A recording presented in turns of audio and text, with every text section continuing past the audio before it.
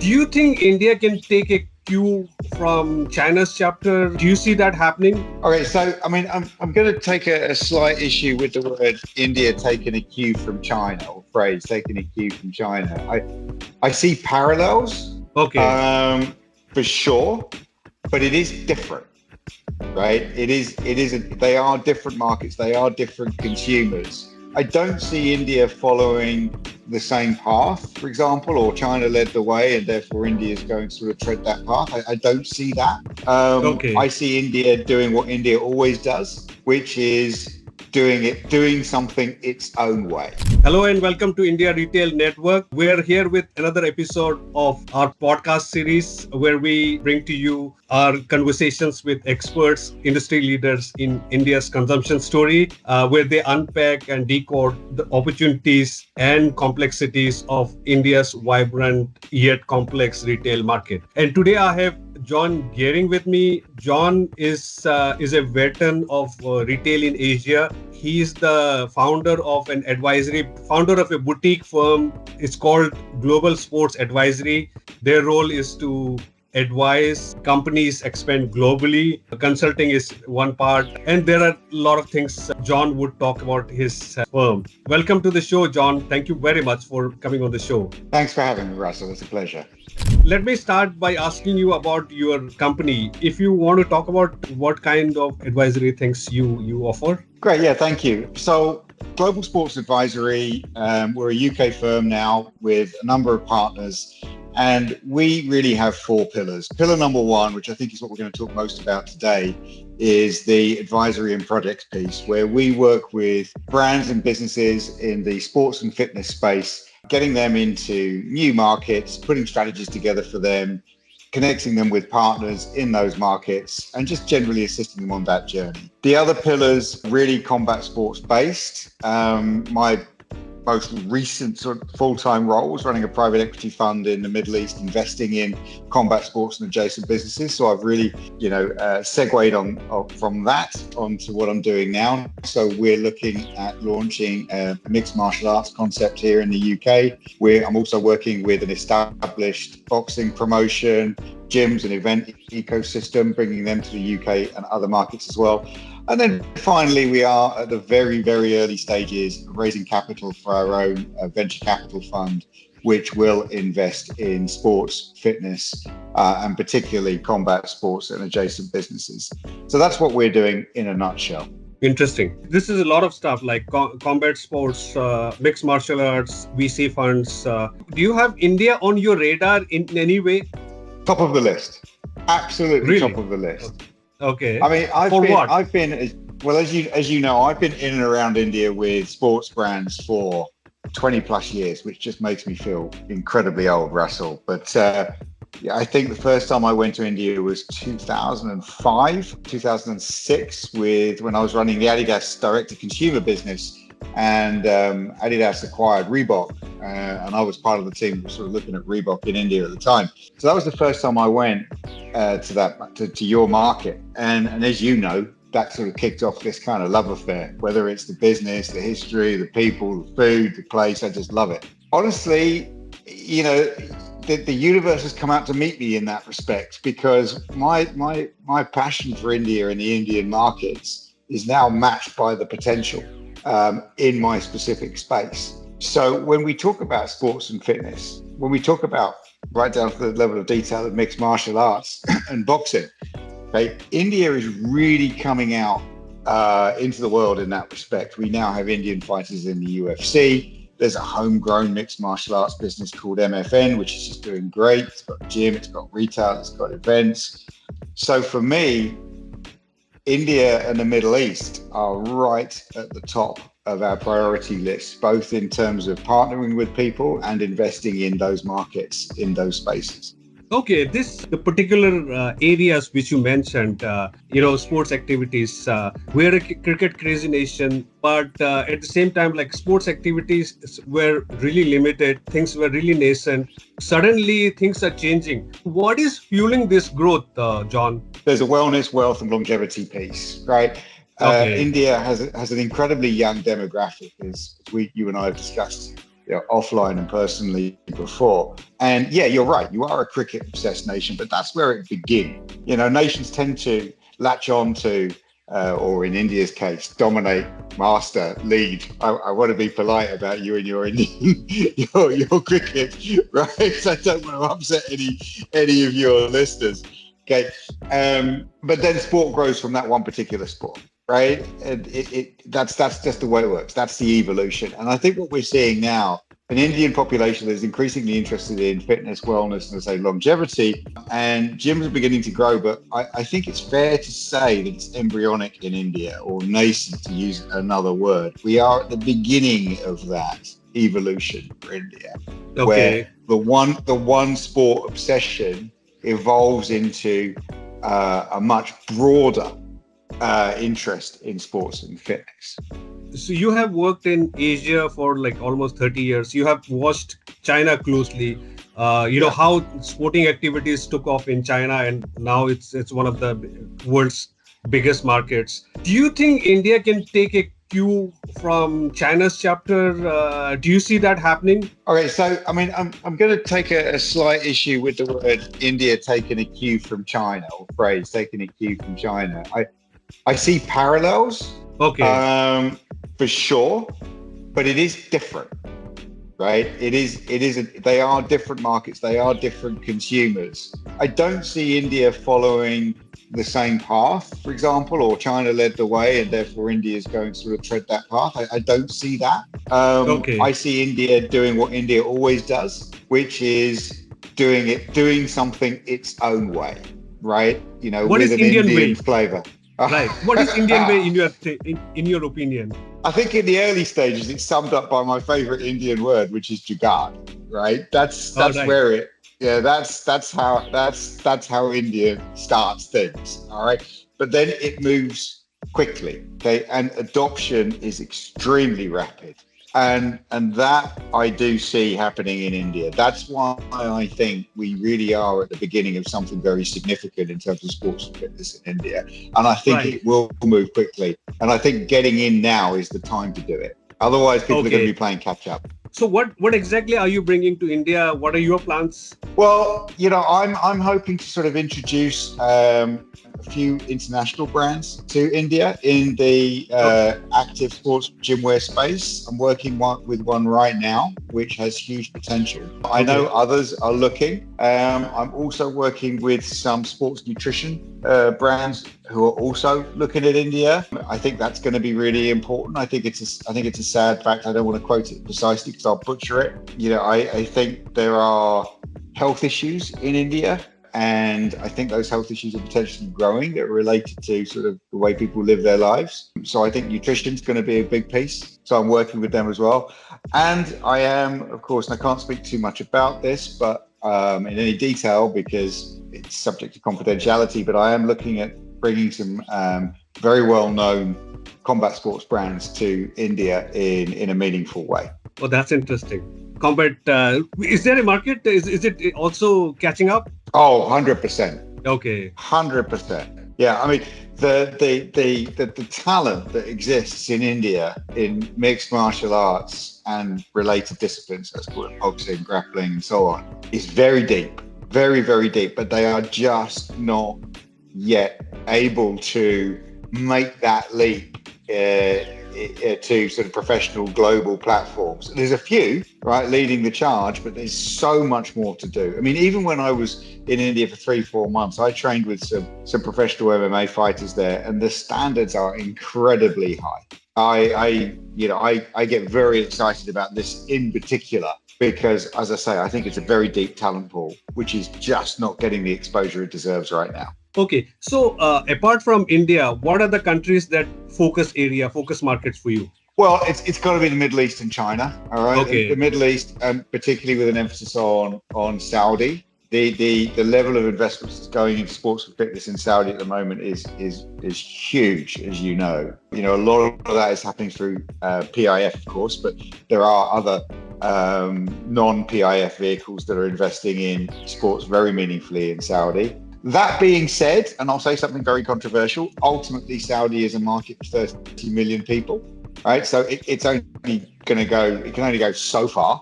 There is also still something of a tendency for Saudis to spend money outside of Saudi. Now, I think that's changing. So, it is of interest, right, for sure, right? But it's not 1.4 billion people of India or 1.3 billion in China. China, you cannot ignore China, but the fact is China is now quite a crowded marketplace, right? It's those days of 8, 9, 10, 12, 15% growth per year. They've gone. Yeah. It's gone. It is now a mature, sophisticated market with mature, sophisticated consumers who prefer homegrown brands typically, right? Right. So you can't ignore China, but nor can you expect what we became used to expecting 15, 20 years ago from that market. And then I would say Southeast Asia. You ignore Southeast Asia at your peril. Vietnam is very interesting. That is 100+ million people. That is developing in very interesting ways. And then, of course, you've got the Indonesias and the Philippines and Singapore. I mean, Singapore is very small, but it's still a very important hub. So for me, those are the really, really interesting markets. I put India right at the top. And your VC fund make investments in all these countries you mentioned. The intention is yes, absolutely, 100%. Okay. Right. So that will make that is where we're heading.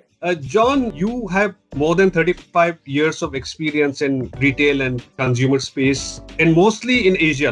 When I looked at your LinkedIn, you have worked almost 30 years in Asia. Many a times, you were heading Asia Pacific for Contour Brands or VF Corporation, and you were looking at India for others. So you have seen Indian market and things unfolding right in front of your eyes. I just wanted to know what is your assessment of the Indian market and how things have panned out as far as your own assessment was. India specifically and the sports brands specifically? Yes. India's in general and sports brands in specific as well. India is organized chaos, right? It's barely organized chaos, right? I think that's one of the many things that makes it such an exciting and interesting place. But it is becoming more organized. You are getting that consolidation. The fundamental nature of it's not changed. It still is that, but less so. But I also think India is one of those markets, like Japan, but for different reasons, where trying to enter the market without a good local partner is really choosing the way of pain. You really need that local partner. That has not changed. In the 20 or so years I've been looking at India, that has remained absolutely consistent. And I do not see that changing in any meaningful time frame from our point of view. I see the evolution, but the fundamentals are still what they were. The other thing that's happening is the slosh of global money. There was a time when the only conversation you could have with investors was China. Right. Yes. If you talked about Asia, it was China. That was it. Japan's always been exciting for brands because, if you make it in Japan, you're doing incredibly well.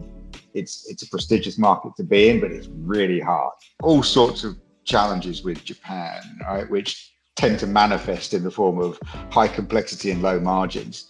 Right, so people have always been interested in Japan. I think they still are for good and valid reasons. But as I say, from an investment return point of view, for a long time it was China. That has really changed now. That has really changed, and India is increasingly the topic. India, Middle East, Southeast Asia, as I articulated a moment ago. That's the biggest change. Okay, good to hear that. So you talked about the importance of having a local partner in a country like India. Does it mean you would be looking for local partners for your ventures? Yes. Yeah, I would not go it alone. I'll put my money where my mouth is in that respect and say, what I practice is what I'm preaching. Yeah, I would not go into India without a really, really good local partner. And specifically, I would be looking for JV partners to make sure that relationship's really embedded, or extremely strong long-term licensing agreements. So as exciting the Indian market sounds, you are well aware that there are so many challenges in India, right? For example, we talked about the one-sidedness of cricket, which is making things difficult for other sports. For example, lot of sporting activities, they became so big globally, but they faltered when they entered India. For example, Formula One is a really big business, but didn't survive in India. Our NBA, they're trying to find a toehold in India. It's been getting a lot of challenges. So I just want you to list out some of the challenges trying to expand your kind of businesses. So let me ask you a question. Let me turn the tables here, right? There's a cricket match, right? It's a big one. It's an important one, right? The ground is full of spectators, but a fight breaks out in the stands. What do the spectators do? Well, they would really enjoy the fight. They would try to capture it on their phones. Like, definitely, yeah. Right. But that's a live event, right? Okay. But look, what I'm doing there is I'm misquoting Dana White. All right, and he answered a similar question about MMA and UFC in the early days with a similar kind of answer, with apologies to Mr. White. I'm sure I've misquoted him horribly. Not all sports are born equal, right? And I think when it comes to activities like martial arts, with India's deep cultural background in things like wrestling. I mean, I've seen it, right? I mean, I sort of did that pilgrimage to watch Indian wrestling in the sand pits and all of that stuff. I mean, these are big, tough, fit lads, and it is deep in the Indian culture. I'm not saying combat sports are going to replace cricket. I mean, absolutely not. Yeah, I wouldn't dare. All right. But is there room in the Indian market for other sports to grow? Absolutely, if they're the right ones. Okay, particularly as I say, that awareness of sports, fitness, wellness, longevity, all of that good stuff grows as it tends to when societies and economies develop in the way that India is developing right now. Right? Yes, there is, and now is the time. Could we have had this conversation? Could I have had the same opinions with the same level of conviction 20 years ago? No, I could not. That's why now is the time. Because we are at the beginning of it. I am very, very confident. Again, I'm going to quote the same organization. MFN is doing very well. Matrix Fight Night is doing very well in India. They grew that out of nothing. The answer is, I'm not going to talk about Formula One. I know nothing about it, right? I went to watch Formula One in Singapore many years ago, and all I took away from it was a case of swine flu. So, I know nothing about Formula One other than it's an extremely successful business and millions of people, of course, enjoy it. But I can only talk with authority on my area, and that I'm very, very confident. But you know a lot about gym business, right? When you were in India, did you see the gym culture emerging in India, and what are the potentials? Yes, absolutely. What I saw was a lot of people wanting to train in a gym and not really knowing how, right? And not even really having the kit. I mean, I can't, I don't know how many times I saw people sort of jogging along on a treadmill in denim and a polo shirt, and of course you can do that and it's great. I mean, that's fine if that's what you're comfortable doing, but there is probably a better way to do it. And it does probably speak to an opportunity for activewear, sportswear, gymwear brands. And again, not to belabor the point, but the demographics of India support this very, very strongly. So yes, I saw it. I mean, and all these every new building that goes up in Mumbai, Bangalore, I don't know, Delhi so well, right? They all have these gyms, right? Okay, it's becoming a feature of residential developments, high-end residential developments in India. So I am very sure this is a trend that will continue. And again, if you want another piece of evidence, look at the sort of very successful, very large Indian community in the UAE and in Dubai in particular. I mean, the gyms I was running in the UAE, I wouldn't want to put a specific percentage on it because I'd be making it up, but a very large proportion of our membership were from India. Okay? And they were very keen on training and paying for the right kind of training, whether that was strength, fitness, training to lose weight, training to learn martial art, whatever it is. these were an incredibly important part of our consumer demographic. So again, I think that's a solid lead indicator for this particular industry. Would you bring any global gym to India? Are you planning? I can't talk. I don't want to talk. I don't want to talk in detail about that because we're too early. But yes, the short answer is yes. If we had access to a global gym brand that had decent awareness and brand equity in India, of course I would consider bringing it. But I also think, because of the stage of the development of that industry in India, I think there is an opportunity to start something from scratch, just as I keep quoting them, just as Matrix Fight Night has. Right? Why not do it? Why not do it homegrown with all the talent that's there? You would be definitely contributing to make India sportier, like bring your gyms and other martial combat sports to India. All the best to your upcoming ventures.